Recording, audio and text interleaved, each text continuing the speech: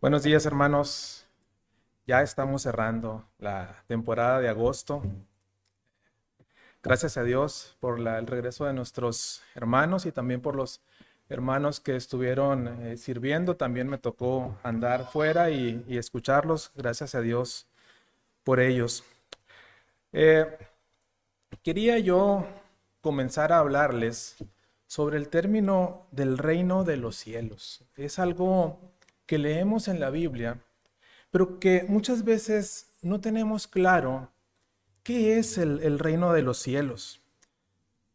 Cuando la Biblia habla del reino de los cielos, o también llamado el reino de Dios, no se refiere a un gobierno lejano que existe únicamente en el cielo, ni tampoco necesariamente a algo que va a venir en el futuro, así como ver la portada de una revista de los testigos de Jehová, ¿no? Donde son las calles de oro, las personas jugando con los animales, etcétera. Más bien se trata de la soberanía de Dios que ya se manifiesta en el presente, en la vida real, a través de Cristo. Es el gobierno de Dios sobre toda su creación, pero al mismo tiempo es una relación, incluye una relación que Él establece con aquellos que ha redimido por medio de Cristo.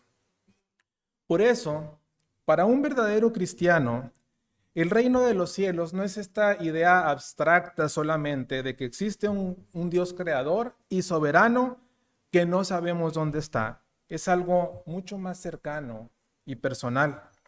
El creyente pasa a formar parte de ese reino. Es parecido, se convierte en un ciudadano de una nueva patria celestial. Es parecido a cuando alguien decide cambiar de nacionalidad. Deja atrás las leyes de su antigua patria y comienza a regirse por las normas de su nuevo país, jurando lealtad a esa nueva nación, a sus valores, a sus leyes. De la misma manera, el cristiano reconoce a su nuevo presidente, a su nuevo Rey eterno, Jesucristo, como su Salvador y vive bajo su autoridad. La gran diferencia es que este Rey no es un gobernante distante ni inaccesible, todo lo contrario. Es un Rey que convive íntimamente con sus súbditos, camina con nosotros, guía nuestra vida y sostiene nuestra fe. La Biblia, hermanos, menciona múltiples ocasiones el reino de Dios o el reino de los cielos, pero en Mateo 13 encontramos un capítulo completo en el que Jesús se dedica a explicarlo mediante parábolas. Allí nos ofrece ejemplos prácticos, comparaciones que nos ayudan a entender cómo funciona el reino de los cielos y cuál es su valor comparable. Y entre esas enseñanzas destaca la parábola del tesoro escondido, en la cual Jesús subraya una verdad fundamental. El reino de los cielos o el reino de Dios es tan valioso, tan único, tan incomparable, que vale la pena entregar absolutamente todo con tal de poseerlo. Quisiera que me acompañaran entonces a el capítulo 13 del libro de Mateo, Mateo 13, y vayamos hasta el versículo 44. Mateo 13, versículo 44.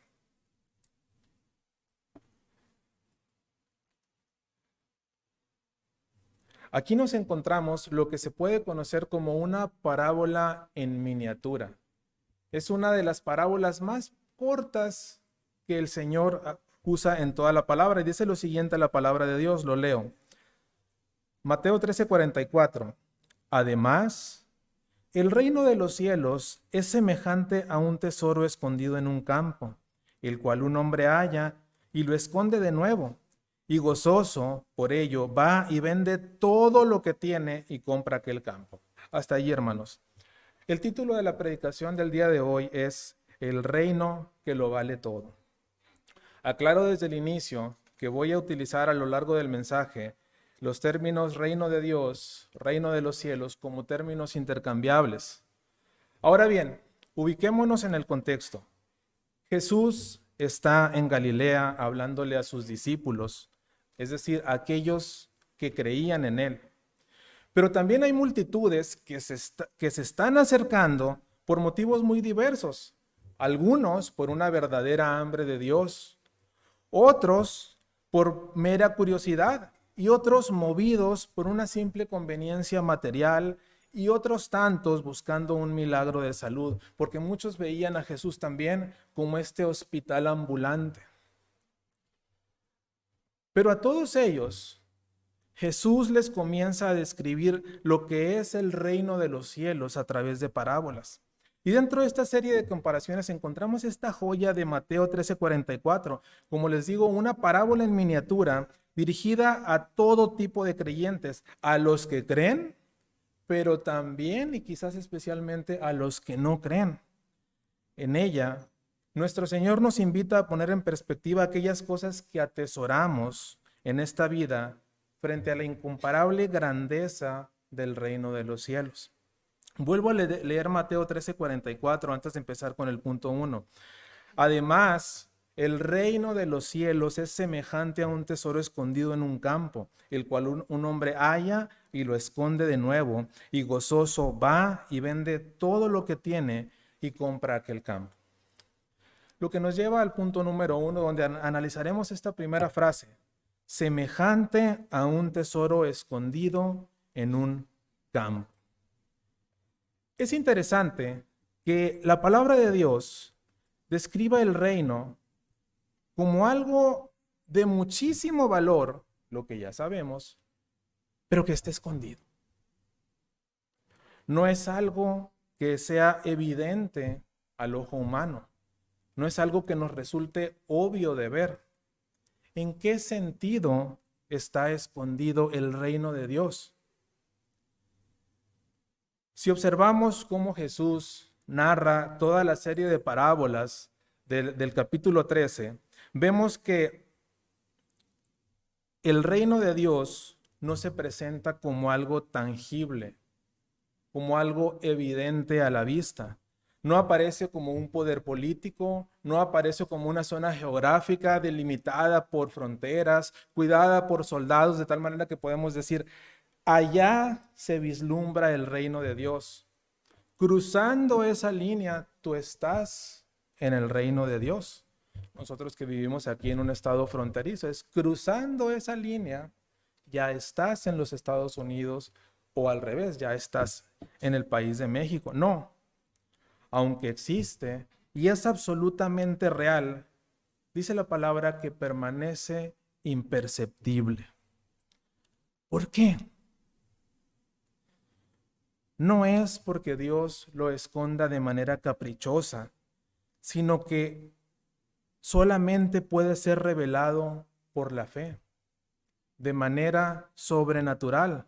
Alguien podría objetar, momento, cuando se escribió, cuando el Señor habló estas parábolas, ciertamente, el evangelio no estaba disperso en el mundo, pero ahora el reino ya no está oculto. El evangelio se predica en todo el mundo, hay Biblias por doquier. Ahorita mismo acabamos de orar por otras iglesias o por los pastores de otras iglesias en donde también se está hablando del reino de los cielos. ¿Cómo me vienes a decir que está oculto?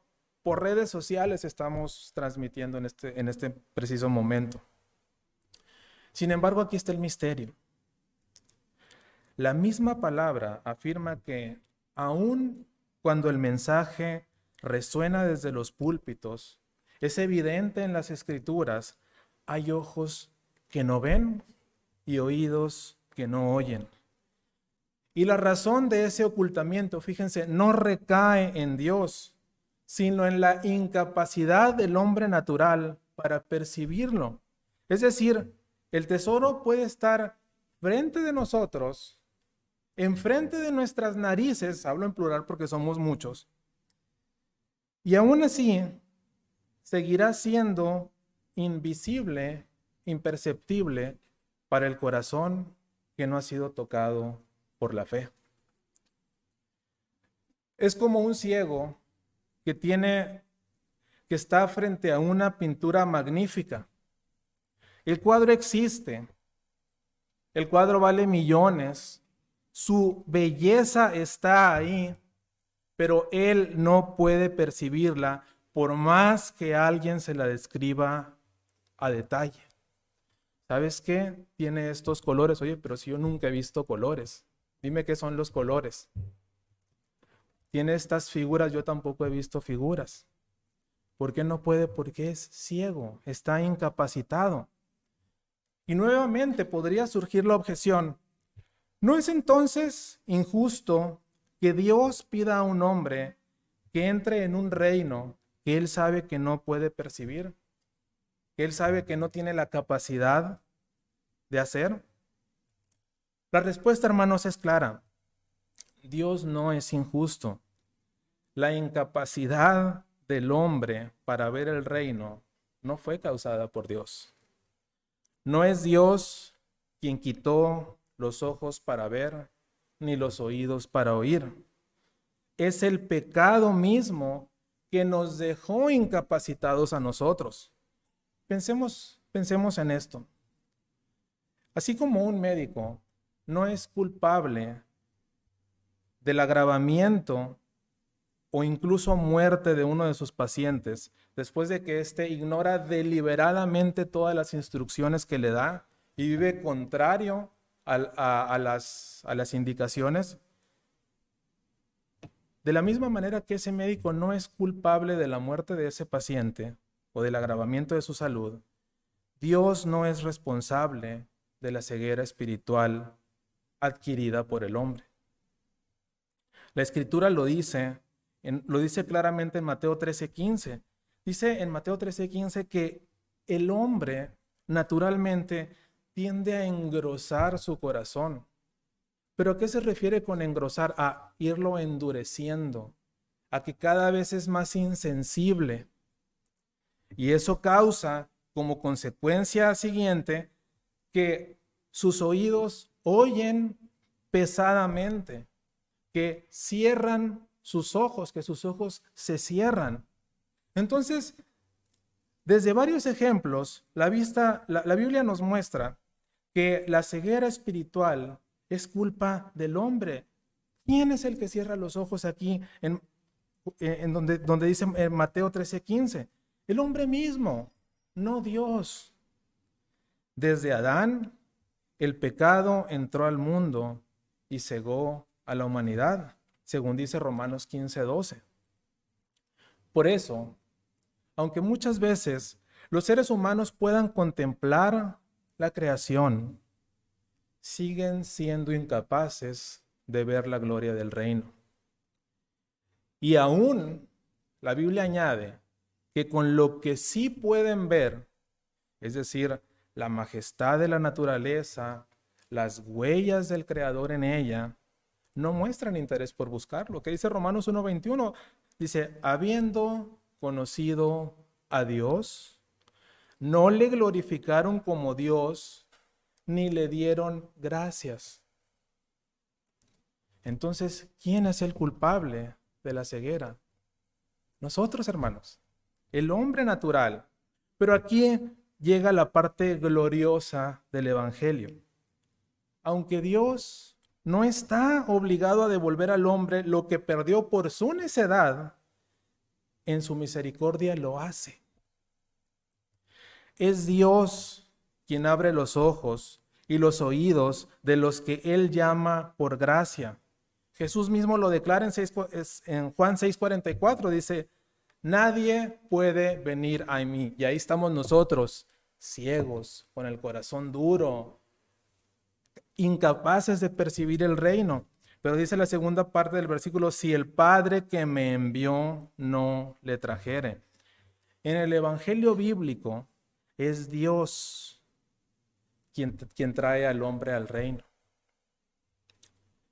Esto no es injusticia, sino pura gracia.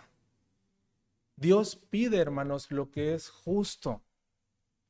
Aquí los que no tenemos la capacidad de cumplir con lo que es justo somos nosotros, pero en su gracia, Dios mismo concede lo que el hombre jamás podrá lograr por sí solo. Y entonces, a través del Espíritu Santo, hace que el hombre abra los ojos y ese gran tesoro escondido se revela. Lo que nos lleva al punto número 2, donde analizaremos la frase, dice, el cual un hombre halla, es decir, el tesoro, y lo esconde de nuevo. Permítame. Hay un detalle fascinante en esta parábola. El hombre descubre un tesoro, pero fíjense que en lugar de ir a tomarlo inmediatamente, dice la palabra que lo esconde de nuevo. Yo me hubiera ido con él, porque a primera vista, cuando yo leía por primera vez este pasaje, me parecía ilógico que no lo tomara. ¿Por qué no simplemente lo toma y se lo lleva? Al final de cuentas, entiendo yo que el dueño ni siquiera sabía que existía. La razón es que ese hombre sabe que el tesoro no le pertenece. Él entiende que aunque lo haya encontrado, no es suyo y no tiene derecho legal sobre él.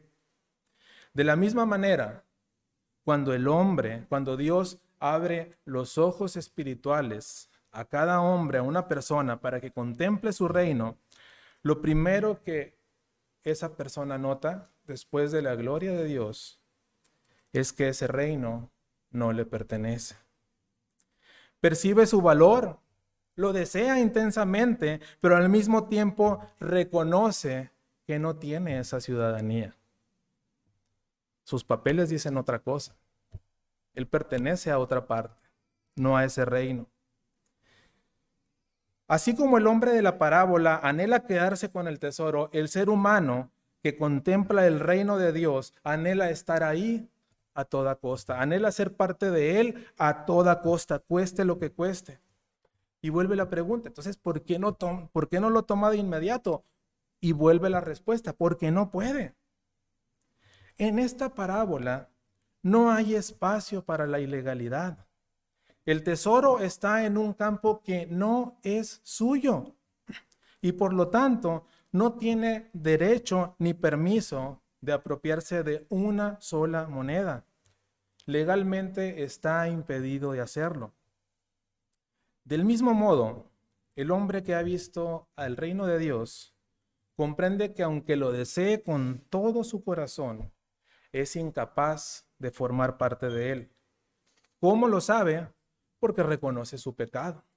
La Biblia lo dice con mucha claridad. En Isaías 59:2 dice, vuestras iniquidades han hecho división entre vosotros y vuestro Dios. Romanos 3:23 lo apuntala todavía más directo. Dice, por cuanto todos pecaron, no dice unos pecaron poquito, otros pecaron más, hay una raza especial que no peca, dice, todos pecaron y están destituidos de la gloria de Dios. Y si usamos sinónimos para releer este último versículo, podríamos leerlo de la siguiente manera, por cuanto todos pecaron y están expulsados, excluidos, echados fuera de la gloria de Dios. Es decir, no pertenecen al reino. Esto significa que cuando un hombre abre sus ojos espirituales y contempla el reino de los cielos, al mismo tiempo ve con una nitidez nunca antes experimentada su pecado. Entiende que él no es parte de ese reino, no le pertenece, no tiene acceso a él porque está incapacitado por su propia condición. Pero entonces pasamos de la ceguera a la luz. Notemos algo. Al inicio comenzamos hablando de un hombre sin sentidos espirituales, incapaz de percibir el reino. Pero en esta parábola llega un momento en el que finalmente puede verlo. ¿Qué ocurrió? La respuesta nos la da la Escritura a través del apóstol Pablo en 2 Corintios 4, 6. Dice, porque Dios, que mandó que de las tinieblas resplandeciese la luz, y utiliza este ejemplo de cuando no había luz en el universo. Dice, y transporta ese mismo ejemplo a la condición de obscuridad en la que se encuentra el hombre, a la condición de ceguera en la que se encuentra el hombre, porque dice la segunda parte del versículo, es el que resplandeció en nuestros corazones para iluminación del conocimiento de la gloria de Dios en la faz de Jesucristo. Dios se nos ha manifestado, nos ha quitado la ceguera al permitirnos ver a su Hijo Cristo. Dios mismo es quien da la vista. Y cuando abre los ojos espirituales, repito, no solamente contemplamos el reino, sino que también vemos nuestra miseria. Hechos 26, 18 lo confirma. La vista espiritual nos permite ver tanto la gloria de Dios como nuestra condición de pecado. Y ese doble descubrimiento es decisivo. Hay un reino glorioso, pero es inaccesible para nosotros porque somos pecadores. ¿Qué pretende Dios con esto? Es decir, ¿quiere Dios simplemente que nos enteremos de esto? ¿Lo hace por motivos informativos? Es decir, entérate que hay un reino del que nunca serás parte. No, hermanos. Ese es apenas el inicio de un proceso. Volvamos a la parábola. El hombre que encuentra el tesoro, dice la palabra que lo esconde de nuevo. Y ese acto revela una determinación. Ya no quiere ser un simple espectador. Quiere convertirse en el propietario.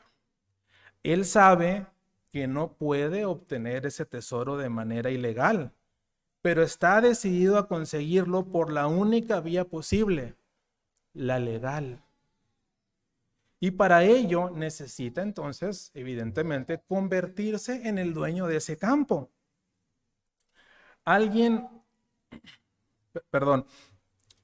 Solo así la ley lo va a validar como legítimo propietario del tesoro, como legítimo beneficiario de ese tesoro. En la misma línea, nadie puede entrar al reino de Dios por vías ilegales. Nadie puede entrar al reino de Dios por méritos propios, por atajos. Mientras el hombre permanezca en su estado natural, apenas es un visitante en el campo. Alguien que legalmente no tiene derecho de acceso. La misma ley de Dios que Él ha quebrantado es la que le impide entrar. Es la que le impide tener ese tesoro. La única vía legal es Jesucristo. Él cumplió la ley a la perfección y pagó nuestra condena. Y así como aquel hombre obtuvo el tesoro legítimamente al comprar el campo, nosotros solo accedemos legalmente al reino de Dios cuando entramos por Cristo. ¿Qué es entrar por Cristo? Significa que yo dejo a un lado mis méritos, dejo de confiar en ellos y paso a descansar en lo que Él ya hizo. Es reconocer mi culpa, pero también confiar en que Jesús pagó mi condena y me ha dado su justicia. Es la única llave legítima que abre la puerta del cielo. Y entonces, solo entonces, a través de Cristo, el tesoro es nuestro. No perdamos de vista otro detalle aquí, hermanos. La parábola describe a un hombre solo, no un hombre acompañado de sus hijos, no un hombre acompañado de su esposa o de sus amigos. La adquisición del tesoro no ocurre de forma colectiva, sino individual. Es él, de manera personal, quien es convencido de su situación. A él se le abren los ojos y él es finalmente llevado, asistido por el Espíritu Santo, quien toma la determinación de revertir su condición y apropiarse legalmente del tesoro mediante Cristo. Así también hoy, la salvación y el acceso al reino de los cielos son una experiencia personal. Dios abre los ojos de cada uno, uno por uno, y cada uno debe decidir qué hará al haber descubierto el reino de los cielos. Porque, hermanos, muchas veces podemos creer o caer, mejor dicho, ese es el término más adecuado, en este error de creer que la salvación es colectiva, ¿no? Por supuesto, como padres, como hijos, como hermanos, estamos llamados a crear un ambiente cristiano en donde nos movemos. Los padres estamos llamados a crear un ambiente cristiano para nuestros hijos, para nuestra familia en el hogar, un ambiente familiar que glorifique a Dios, que glorifique a Cristo. Pero no debemos de olvidar que el llamado es personal. Entonces, no caigamos en ese error, porque en mi familia somos todos cristianos. Toda mi familia es cristiana, mis tíos. No. No es así. No es así. El Señor nos puede usar para que otro llegue a Cristo, pero el llamado es individual, hermanos.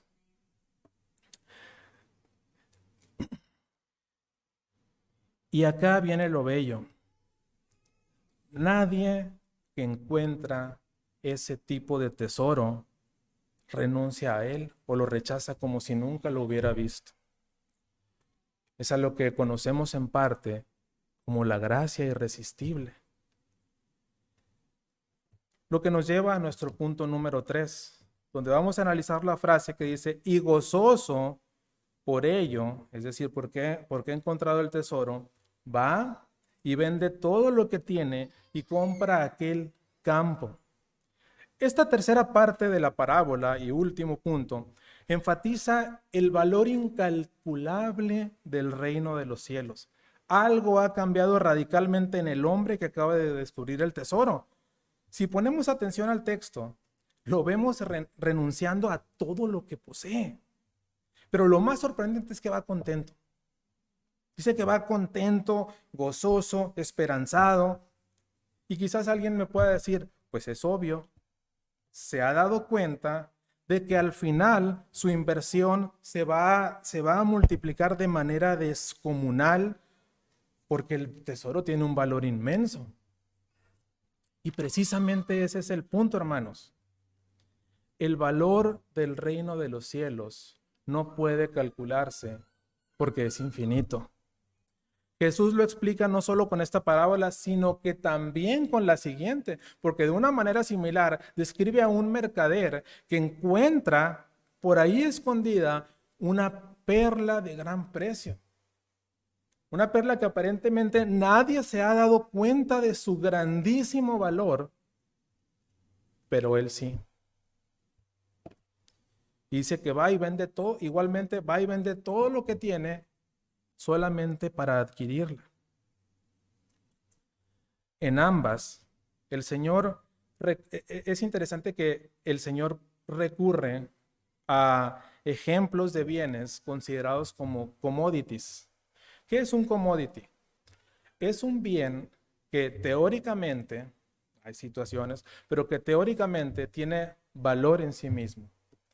Y que no solamente no se degrada, no pierde valor, sino que tiene un valor, el mismo valor, si no es que ascendente, en cualquier lugar, en cualquier fecha, en cualquier circunstancia. Y el Señor utiliza oro y perlas, elementos que en el mundo antiguo representaban riqueza sólida, valor que no se deprecia y que se reconocía en cualquier cultura y en cualquier tiempo. Así es el reino de Dios. Cuando alguien lo contempla, cuando alguien puede llegar a ver al rey que lo gobierna todo y que descubre que ese rey soberano quiere relacionarse personalmente con alguien tan insignificante como nosotros, entonces todo lo demás pierde importancia. Y uno suelta lo que antes le parecía tan valioso y corre a Cristo. Porque el valor del reino es tan incomparable, absoluto, eterno, como un commodity en cualquier tiempo, bajo cualquier circunstancia, en cualquier rincón del universo, en cualquier universo posible. Por eso el hombre de la parábola va con gozo a perderlo todo, con tal de tener ese tesoro. Ahora bien, ¿qué significa venderlo todo? Quisiera aclarar, hermanos, aquí, venderlo todo no significa que uno tenga que salir de aquí y poner en venta la casa e ir y esperar a que sea lunes para ir a sacar todos los ahorros y renunciar al trabajo. Tristemente, hay líderes y pastores que manipulan estos textos para explotar, para saquear a sus congregaciones. No es que venderlo todo y darlo a la iglesia o a darlo al pastor. La enseñanza aquí es otra. El descubrimiento del reino produce un cambio de prioridades. Significa renunciar al apego que teníamos por las cosas del mundo, a esas cosas que antes le daban sentido a nuestra vida. Soltarlas para que nada interfiera con venir a Cristo. Reconocer nuestra necesidad de perdón y recibir de Él y en Él el verdadero significado de nuestra existencia. Porque hay personas, hermanos, y lo vemos en el joven rico. Él no venía a Cristo por amor a sus riquezas. Pero hay N número de ejemplos de personas que no vienen a Cristo porque tienen cimentada su razón de ser sobre otras cosas, sobre su familia, sobre sus trabajos, sobre su reconocimiento. Es que yo siempre he sido un intelectual. ¿Cómo que ahora me hice cristiano y ahora creo en Cristo? Me parece muy razonable algunos argumentos, pero me da pena. Entonces, aquí habla de un traslado de la razón de ser, de la razón de existir, digamos, de los millones o de los reconocimientos o de lo que sea, a Cristo, a Dios, a su reino. Y acá hay otra cosa. El hombre de la parábola pudo comprar el campo. ¿Tenía con qué? Nosotros, en cambio, no tenemos solvencia espiritual para adquirir la ciudadanía divina. Pero Cristo sí. Con su sangre, Él compró el campo. Con su obediencia perfecta, cumplió toda la ley. Con su muerte y resurrección, pagó el precio de nuestra entrada. Si ustedes se fijan en esta parábola, nuestra salvación transita de principio a fin a través del camino de la legalidad divina.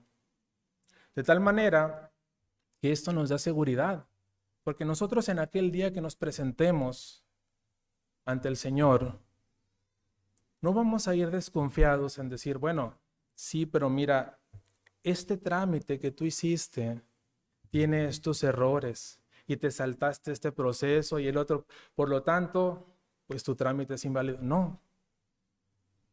Cristo lo hizo legalmente todo perfecto por nosotros. Así como aquel hombre reconoció el valor desmedido del tesoro, cada creyente que ha encontrado a Dios en Cristo sabe que lo que ha recibido, es de valor infinito. Permítame demostrárselos con una pregunta sencilla. Cristiano, que estás aquí en esta mañana, ¿por cuánto venderías tu salvación? Y yo sé la respuesta, yo sé que seguramente me vas a decir, por nada, yo no la vendo. Pero pensemos en un escenario imaginario. Supongamos que la salvación pudiera transferirse y que yo tuviera recursos ilimitados. Podría ofrecerte dinero sin medida, pero si no quieres dinero, resulta que también tengo poder para darte lo que quieras: fama, respeto, personas a tu lado, todo lo que tú quieras. Puedo construir tu paso por esta vida de tal manera que no te falte nada, que cada día sea emocionante. Solo dime el costo. ¿En cuánto me traspasas tu salvación? Y cuando tú respondas de nuevo, no lo vendo por nada, no lo traspaso por nada, entonces comprobarás que eres un verdadero creyente. Porque aún con tus debilidades, con tus luchas, con tus caídas, Cristo sigue siendo el centro de tus afectos. Él es tu mayor tesoro. Y por eso hay algo que te impide soltarlo, aunque seas imperfecto. No solo por lo que el reino te otorga, no solamente porque ya está en ti, sino porque fue comprado con el precio infinito de su sangre. Sin embargo, hermanos, ya para cerrar, debemos reconocer algo. Con el paso del tiempo, corremos el riesgo de olvidar lo valiosa que es nuestra ciudadanía celestial. Podemos llegar a normalizarla como si se tratara de algo fácil de obtener. Ya veíamos en la explicación del hermano Paco, no es algo que alcanzamos, es algo que Cristo alcanzó por nosotros. Pero nunca podremos comprender plenamente por qué Dios tuvo misericordia de nosotros, por qué envió a su Hijo y por qué su Hijo, siendo de la misma naturaleza divina, de la misma majestad, se despojó a sí mismo para ocupar nuestro lugar. Él compró el campo, lo pagó con su vida y ahora, por un veredicto divino irreversible, somos poseedores de ese tesoro, de esa perla de gran precio. Por eso, valoremos cada día el reino de Dios y el acceso que nos fue dado a él a través de Cristo. Si el reino es tan valioso, nuestras prioridades diarias deberían reflejarlo en cómo usamos nuestro tiempo, cómo nos enfrentamos a las pruebas, cómo vivimos la fe. Como dice Santiago, la fe verdadera es una fe que se ve. Sabemos que es valioso, hermanos, pero entonces actuemos en consecuencia y vivamos agradecidos. Con esto concluyo el mensaje. Quisiera pedirle al hermano si nos pudiéramos volver a cantar el himno Alcancé Salvación para despedirnos, por favor.